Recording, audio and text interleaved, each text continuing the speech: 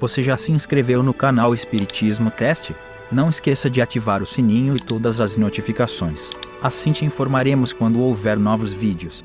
E ajude a manter este trabalho voluntário, clicando em Seja Membro. Com isso você nos ajuda a produzir mais conteúdo sobre nossa rica doutrina, com a melhor qualidade técnica possível. E não se esqueça de clicar no like e compartilhar com seus amigos. Gratidão pela sua presença.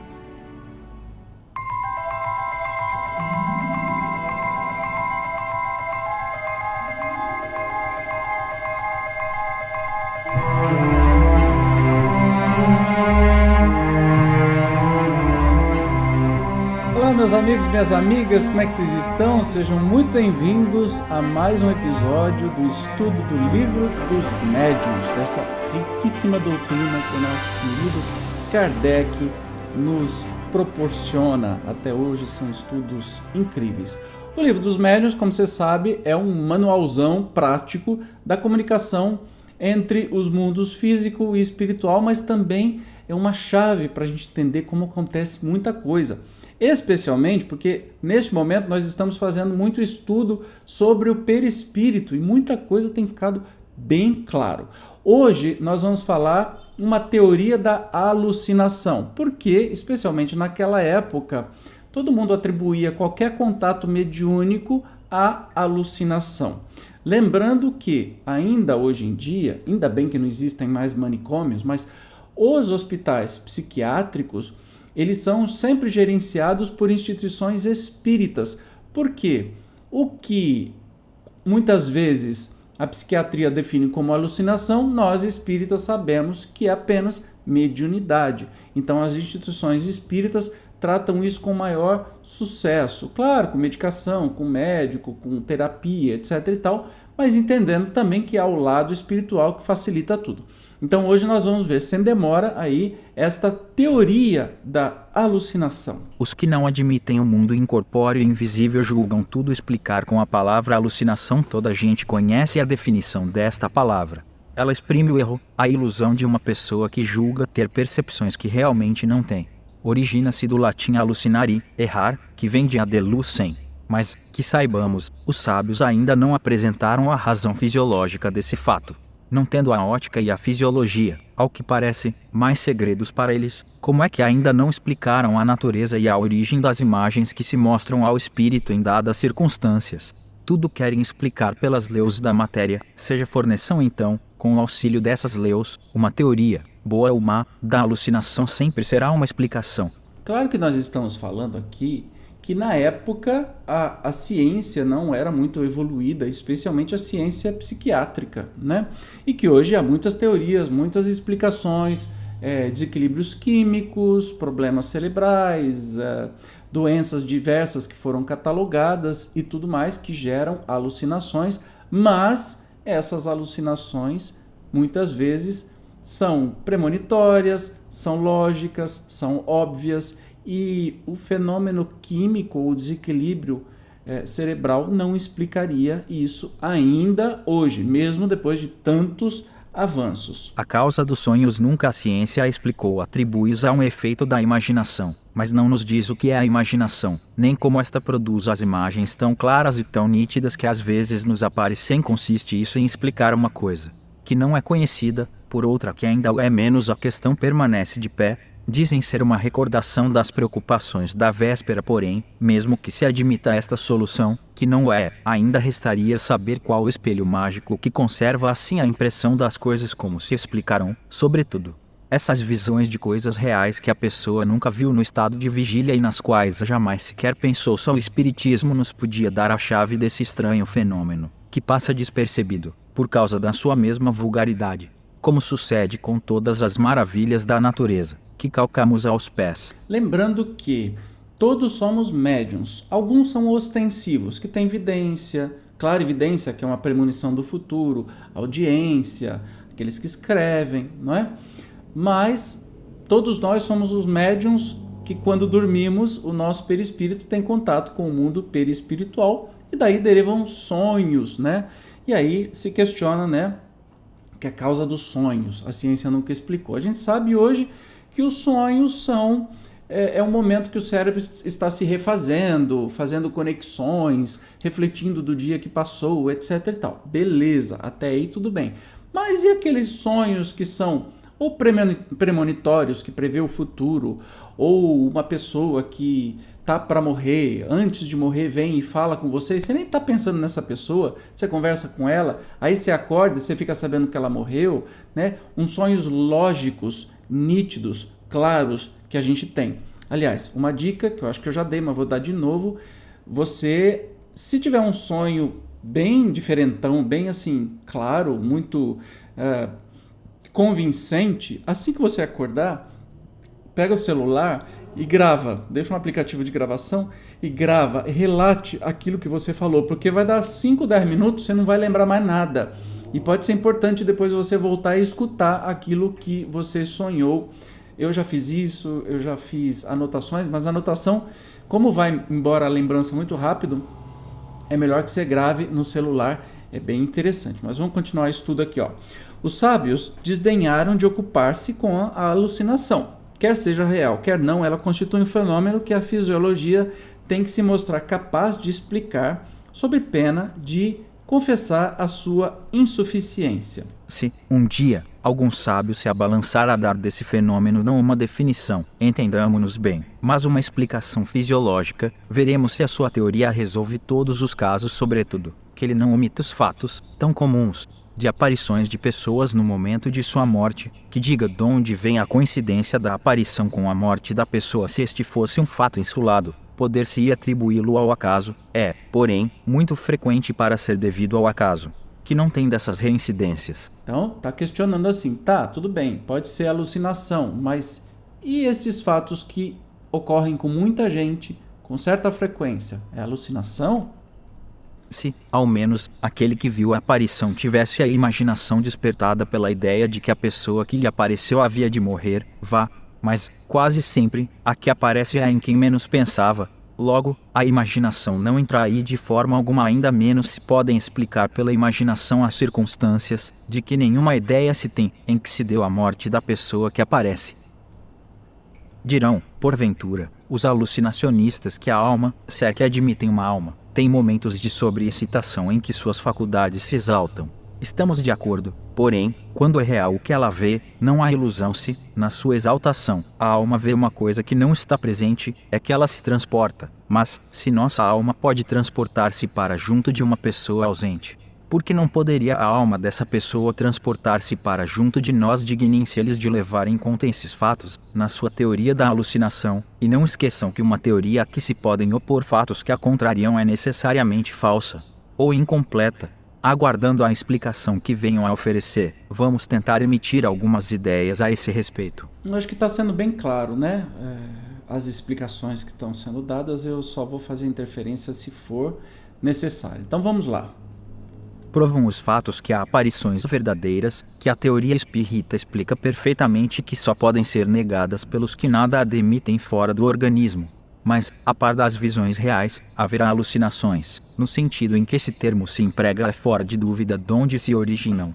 Os espíritos é que vão esclarecer-nos sobre isso, porquanto a explicação, parece-nos, está toda nas respostas dadas às seguintes perguntas.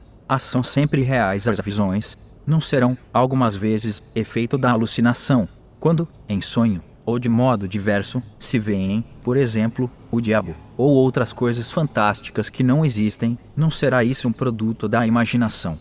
Então, assim, parte-se do princípio que, sim, concordamos que existem alucinações ou coisas fantasiosas, mas que não existe só isso. Está se questionando essa teoria da alucinação, que tudo é alucinação. Então se perguntou para os espíritos que as visões são sempre reais ou são efeito de coisas que se vê, por exemplo, de um filme que você assiste de noite, aí você vai sonhar com aquele filme, óbvio que sim. Mas olha a resposta dos espíritos. Sim, algumas vezes, quando dá muita atenção a certas leituras, ou a histórias de sortilégios que impressionam a pessoa, lembrando-se mais tarde dessas coisas, julga ver o que não existe. Mas também já temos dito que o espírito, sob o seu envoltório semimaterial, pode tomar todas as espécies de formas para se manifestar. Pode, pois, um espírito zombeteiro aparecer com chifres e garras, se assim lhe aprouver, para divertir, se à custa da credulidade daquele que o vê, do mesmo modo que um espírito bom pode mostrar-se com asas e com uma figura radiosa. Então não tem uma resposta exata. Pode ser os processos químicos do nosso cérebro, elétricos do nosso cérebro. Quando a gente dorme, a gente está processando coisas, então vê coisas que são resquícios e podem também ser, e a gente não consegue distinguir muito bem uma coisa da outra, mas a lógica nos deixa entender claramente quando é um processo espiritual. Imagine o seguinte: nós temos um perispírito que é imenso, é gigantesco, e quando encarnamos ele tem que ser encaixado no nosso corpo físico. O nosso cérebro é a máquina que nos permite expressar a nossa inteligência, mas ao mesmo tempo é uma coisinha pequenininha dentro do nosso coco, né? Então, como poderia esse instrumento tão pequeno, carnal, poder expressar todas as coisas? Então é natural que haja essas confusões entre o próprio funcionamento mecânico, né, físico, biológico do cérebro e o funcionamento, o relacionamento cerebral que a gente tem. A segunda pergunta: poder-se-ão considerar como aparições as figuras e outras imagens que se apresentam a certas pessoas quando estão meio adormecidas ou quando apenas fecham os olhos? Sabe aquele momento que a gente vai para a cama, está quase dormindo, você está meio lá, meio cá? Então a pergunta é sobre isso. Desde que os sentidos entram em torpor, o espírito se desprende e pode ver longe, ou perto, aquilo que lhe não seria possível ver com os olhos. Muito frequentemente, tais imagens são visões, mas também podem ser efeito das impressões que a vista de certos objetos deixou no cérebro, que lhes conserva os vestígios, como conserva os dos sons desprendido.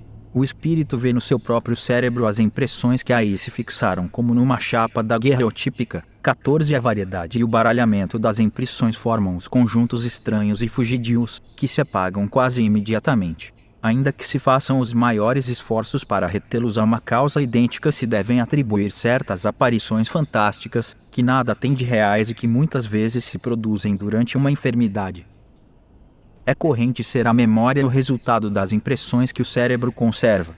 Mas por que singular fenômeno essas impressões, tão variadas, tão múltiplas, não se confundem? Mistério impenetrável, porém não mais estranhável do que o das ondulações sonoras que se cruzam no ar e que, no entanto, se conservam distintas num cérebro são e bem organizado. Essas impressões se revelam nítidas e precisas. Num estado menos favorável, elas se apagam e confundem, daí a perda da memória ou a confusão das ideias. Ainda menos extraordinário parecerá isto, se se admitir, como se admite, em frenologia, uma destinação especial a cada parte e, até, a cada fibra do cérebro. Assim, pois, as imagens que através dos olhos vão ter ao cérebro deixam aí uma impressão, em virtude da qual uma pessoa se lembra de um quadro como se o tivera diante de si. Nunca, porém, há nisso mais do que uma questão de memória. Ora, em certos estados de emancipação, a alma vê o que está no cérebro, onde torna a encontrar aquelas imagens, sobretudo as que mais o chocaram. Segundo a natureza das preocupações ou as disposições de espírito, é assim que lá encontra de novo a impressão de cenas religiosas, diabólicas, dramáticas, mundanas, figuras de animais esquisitos, que ela viu noutra época em pinturas, ou mesmo em narrações, porquanto também as narrativas deixam impressões de sorte que a alma vê realmente, mas vê apenas uma imagem fotografada no cérebro no estado normal. Essas imagens são fugidias, efêmeras, porque todas as partes cerebrais funcionam livremente, ao passo que, no estado de moléstia, o cérebro sempre está mais ou menos enfraquecido. O equilíbrio entre todos os órgãos deixa de existir, conservando somente alguns a sua atividade, enquanto outros se acham de certa forma paralisados. Daí a permanência de determinadas imagens, que as preocupações de vida exterior não mais conseguem apagar, como se dá no estado normal. Essa verdadeira alucinação e causa primária das ideias fixas. Então eles estão dando mais ou menos um parâmetro do que é a verdadeira alucinação e não a comunicação espiritual, não é? Especialmente quando se está doente o cérebro está mais debilitado e aí fixa algumas ideias, enfim, e aí isso sim pode ser alucinação, mas que não é muito difícil separar uma coisa da outra. Conforme se vê, explicamos esta anomalia por meio de uma muito conhecida lei inteiramente fisiológica, a das impressões cerebrais, porém, preciso nos foi sempre fazer intervir a alma. Ora, se os materialistas ainda não puderam apresentar, deste fenômeno, uma explicação satisfatória, é porque não querem admitir a alma por isso mesmo, dirão que a nossa explicação é má, pela razão de erigirmos em princípio o que é contestado por quem por eles, mas admitido pela imensa maioria dos homens, desde que houve homens na terra. Ora, a negação de alguns não pode constituir lei. Eu acho interessante o leitor. Eu não sei porque em alguns documentos ele não respeita a pontuação, aí fica engraçado, né? Mas vamos continuar para finalizar a leitura de hoje. É boa a nossa explicação da mula pelo que possa valer, em falta de outra, e, se quiserem, a título de simples hipótese, enquanto outra melhor não aparece qual ela é, dá a razão de ser de todos os casos de visão certamente que não contudo. Desafiamos todos os fisiologistas a que apresentem uma que abranja todos os casos, porquanto nenhuma dão, quando pronunciam as palavras sacramentais, sobre excitação e exaltação assim sendo. Desde que todas as teorias da alucinação se mostram incapazes de explicar os fatos, é que alguma outra coisa há, que não a alucinação propriamente dita seria falsa a nossa teoria, se a aplicássemos a todos os casos de visão, pois que alguns a contraditariam é legítima, se restringida a alguns efeitos. Resumão, que a gente encerra agora. Resumão é o seguinte: nem tudo é alucinação. E realmente a ciência não explica os sonhos, por exemplo. Por que sonhamos? Por que não sonhamos? Por que sonhamos? Alguns sonhos são nítidos, outros sonhos são bagunçados. Eles falam assim, é o cérebro que está se organizando, os impulsos elétricos, químicos, blá, blá, blá, blá, blá, blá, mas não tem explicação com esses sonhos que são lógicos, que são premonitórios, que nem o caso que foi citado de pessoas que vêm conversar com você antes de morrer, por exemplo, e tantos outros casos. Enfim, deixa aí nos comentários se você teve ou tem alguns desses sonhos e o que você interpreta neles. Mas o estudo de hoje nos deixa muito claro que não são tudo alucinação, né? Obviamente. Então, isso que é muito legal. E eles desafiam ainda, o Kardec desafia a ciência a dizer, é tudo alucinação? Então prova. Então, continuemos. Afinal de contas, a gente sabe que mediunidade não é alucinação de jeito nenhum, pelas imensas, inúmeras provas que nós temos. Tá bem? Eu te espero, então, no próximo estudo do Livro dos Médiuns, que entenderemos os fenômenos bicorporeidade, quando uma pessoa pode estar em 2 lugares ao mesmo tempo. Uia, tem isso? Tem registro histórico, alguns santos da Igreja Católica tem, e a gente vai falar sobre isso. E transfiguração. A gente conhece a transfiguração de Jesus, né, nos evangelhos, mas estamos falando aí a transfiguração de uma pessoa se transformar em outra. Olha, que o assunto é danado de bom. Você vai perder? Te espero. Até mais. Tchau.